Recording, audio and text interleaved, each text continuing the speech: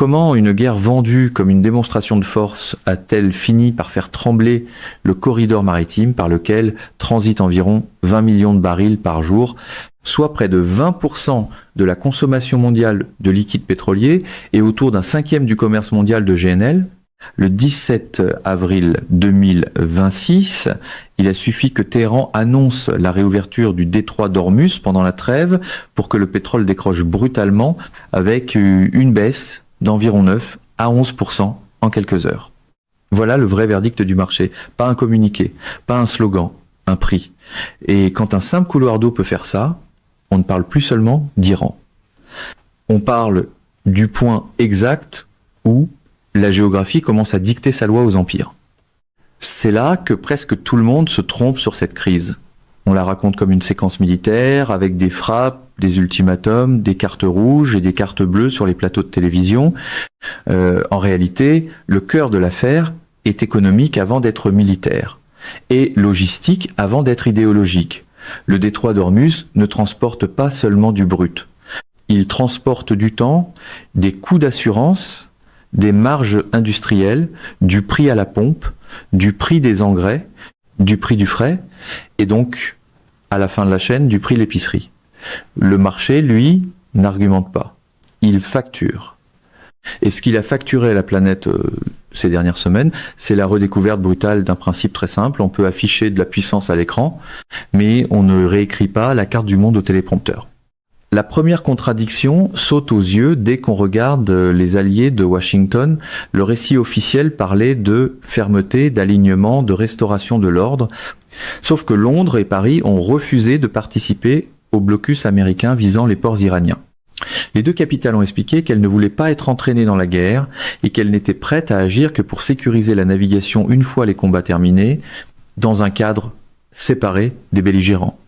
C'est pas un détail diplomatique, c'est une fissure stratégique. Quand les alliés les plus proches d'une superpuissance refusent de monter dans la même embarcation au moment précis où le couloir énergétique le plus sensible du monde s'embrase, cela veut dire que la coalition existe encore sur les photos, mais beaucoup moins dans les calculs. Et c'est là que l'histoire devient sérieuse. Regardons donc la mécanique, la vraie. En 2024, les flux de pétrole via Ormuz ont atteint environ 20 millions de barils par jour. Cela représente plus d'un quart du commerce maritime mondial de pétrole et il n'existe que des alternatives partielles. L'administration américaine peut bien parler de pression maximale. La physique de la route reste têtue. L'Arabie Saoudite et les Émirats disposent de certains contournements, mais l'EIA estime que les capacités de bypass disponibles ne couvriraient qu'environ 2-6 millions de barils par jour en cas de rupture majeure. Cela ne remplace pas Ormuz, cela amortit à peine le choc. Les porte-avions impressionnent, les pipelines, eux, comptent. Et une guerre qui prétend restaurer la stabilité sur un nœud aussi étroit finit très vite jugée, non pas à l'intention affichée, mais à la simple question de savoir si les navires passent, à quel prix et sous quelles règles. C'est pour cela que la réouverture temporaire annoncée par l'Iran le 17 avril 2026 a produit un effet presque pédagogique. Le détroit s'ouvre, le pétrole chute, le détroit se ferme ou se bloque, l'inflation menace, les marchés paniquent, les gouvernements improvisent. On peut retourner la situation dans tous les sens idéologiques possibles. La causalité, elle, reste d'une brutalité presque scolaire. Reuters a rapporté que le FMI a abaissé ses prévisions de croissance mondiale et averti qu'un conflit prolongé pouvait faire basculer l'économie vers la récession. Dans le même temps, l'institution a mis en garde les gouvernements européens contre la tentation de subventionner trop largement le choc énergétique, précisément parce que ce type de soutien finit par coûter cher, brouiller les signaux de prix et nourrir d'autres déséquilibres. En clair, la facture de la guerre ne s'arrête jamais au front. Elle s'infiltre dans les budgets publics, dans les arbitrages des banques centrales et dans le ticket de caisse. Et puis, il y a l'autre grand mensonge de ce type de crise. L'idée qu'un dossier nucléaire se règle comme une scène de film d'action, avec une saisie nette, un objectif clair et une photo finale censée rassurer tout le monde. La réalité est beaucoup moins cinématographique et beaucoup plus inquiétante. Dans son rapport de février 2026, l'AIEA rappelait que l'Iran était le seul État non doté de l'arme nucléaire au titre du TNP à avoir produit et accumulé de l'uranium enrichi jusqu'à 60%, à hauteur de 449 kilos au moment des attaques militaires de mi-juin 2025. L'agence soulignait aussi qu'elle manquait toujours d'accès et de continuité de connaissances sur une partie des matières et des installations concernées. Voilà le vrai cœur du dossier, pas un fantasme de coffre-fort qu'on ouvre devant les caméras, un problème de vérification, d'accès, de temps et de crédibilité, beaucoup moins spectaculaire, beaucoup plus dangereux. Autrement dit, la question n'est pas seulement de savoir qui a frappé plus fort. La question est de savoir qui a amélioré sa position de négociation, qui a détérioré la lisibilité du système et qui a rappelé au monde entier que la dissuasion n'est plus un monopole esthétique occidental. Quand Abbas Araghchi dit que le passage des navires reste ouvert pendant la trêve, mais selon les routes annoncées par l'organisation portuaire iranienne, le message dépasse la seule navigation commerciale. Il signifie que Téhéran cherche à convertir une confrontation militaire en pouvoir procédural. C'est pas la domination totale. C'est pas non plus la défaite qu'on promettait. C'est du levier. Et dans les grandes crises, le levier finit souvent par compter davantage que la narration triomphale du premier week-end. Au milieu de ce brouillard, le détail qui mérite d'être encadré peut être à Washington. Le 6 avril 2026, la Chambre des représentants a rejeté de justesse une résolution visant à exiger une autorisation du Congrès pour la poursuite de l'engagement militaire américain contre l'Iran. Le vote s'est joué à une voix. Une seule. C'est pas encore un renversement de stratégie, c'est plus gênant que ça. C'est la preuve que même au cœur de la machine américaine, la certitude se fissure. Quand une opération censée projeter de la clarté commence à produire une guerre de procédures à l'intérieur même du système politique qui la pilote, cela veut dire que le coût stratégique ne se mesure plus seulement en missiles ou en barils, mais en confiance institutionnelle. Et ça, une fois perdu, ne se réimporte pas. Le plus fascinant, pourtant, se joue ailleurs, en Europe. Paris et Londres n'ont pas seulement dit non au blocus. Ils ont commencé à travailler à une mission multinationale strictement défensive pour restaurer la liberté de navigation en dehors du cadre belligérant, avec l'idée de coordonner le déminage, le renseignement maritime et l'escorte une fois les hostilités apaisées. Cela ressemble à une nuance technique. En réalité, c'est une mini-révolution psychologique. L'Europe, qui a longtemps vécu sous la certitude que le parapluie stratégique américain suffisait à structurer la réponse occidentale, se retrouve à réfléchir à Ormuz en termes d'autonomie opérationnelle. On n'est pas encore dans l'indépendance militaire, on est déjà dans l'indépendance du réflexe. Et ce glissement-là dit quelque chose de beaucoup plus profond qu'un simple désaccord passager entre alliés. C'est ici qu'arrive le moment le plus embarrassant pour les grandes mises en scène de puissance. Le personnage principal de cette histoire n'est ni un général, ni un président, ni un premier ministre. C'est un goulet, une bande d'eau étroite entre l'Iran et Oman.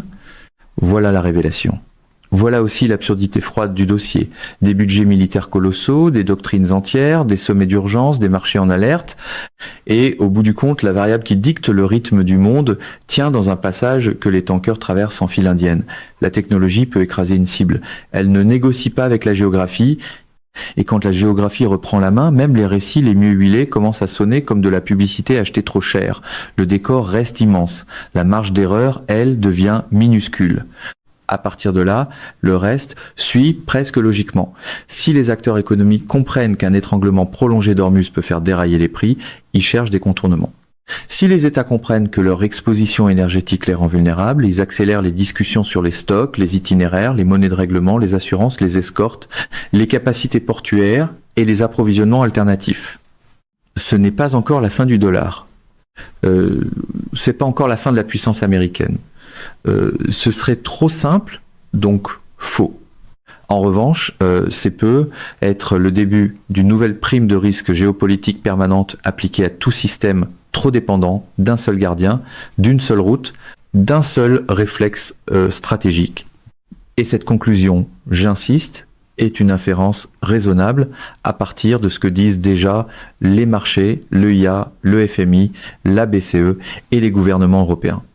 La crise n'a pas seulement provoqué un choc, elle a modifié les calculs, le reste du monde le voit très bien, la Chine a intensifié sa diplomatie autour du conflit, tout en veillant à ne pas compromettre son propre sommet avec Washington, parce qu'elle dépend elle aussi du pétrole moyen-oriental et qu'elle n'a aucun intérêt à laisser le corridor énergétique central du globe devenir un casino permanent. En Europe, Christine Lagarde a prévenu que la guerre en Iran faisait peser des risques haussiers sur l'inflation et baissiers sur la croissance dans la zone euro. À Washington, même les défenseurs du conflit doivent désormais composer avec le fait que le prix de l'énergie redevient un sujet électoral. Et à Moscou, chaque flambée de l'énergie est observée avec un intérêt que Berlin juge très clairement contraire aux intérêts occidentaux. Tout le monde regarde le même goulet. Chacun y projette son propre agenda. C'est ce qui rend cette crise plus vaste que le Proche-Orient lui-même. Alors non, la leçon n'est pas que l'Amérique serait soudain devenue impuissante, ce serait une caricature inverse, donc une autre façon de se tromper. Les États-Unis restent sur presque tous les indicateurs militaires classiques la puissance centrale du système international. La vraie leçon est plus inconfortable. Elle dit que la supériorité militaire ne suffit plus à produire automatiquement l'obéissance stratégique, surtout quand elle s'exerce sur un nœud énergétique mondial où les alliés hésitent, où les marchés sanctionnent en temps réel, et où l'adversaire peut transformer une vulnérabilité géographique en monnaie politique.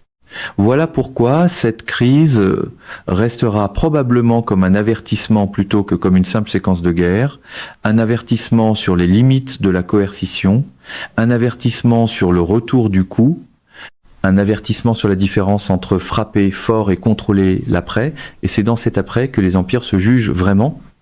Les prochains mois vont donc compter davantage que les premières heures de sidération.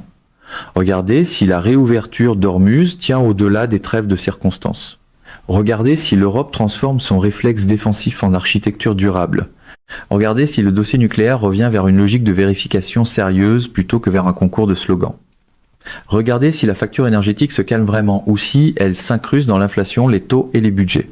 Et surtout, regardez si les grandes puissances comprennent enfin que l'époque où l'on pouvait traiter un choke point mondial comme un simple décor pour démonstration de force se referme sous nos yeux.